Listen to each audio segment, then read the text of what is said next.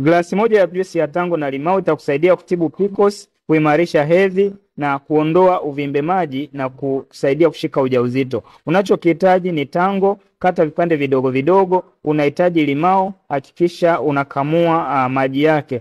Tango na limao ni nzuri kwa sababu huondoa uvimbe maji kwenye mifuko ya mayai, ovary, kuimarisha hormone na kuimarisha mzunguko wa hedhi na kusaidia kupevusha mayai. Baada ya hapo, ongeza maji kwenye blender na hakikisha unafunika na unasaga mpaka inasagika vizuri, na baada ya hapo chuja na kunywa glasi moja kila siku, asubuhi kabla ya kifungua kinywa na jioni baada ya chakula.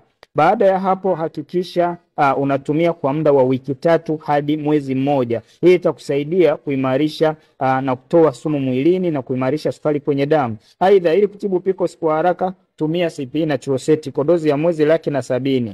Soma caption kujua faida zake. Nitafute WhatsApp namba inayoonekana hapo kuanza dozi, na komenti niunge kujiunga na group.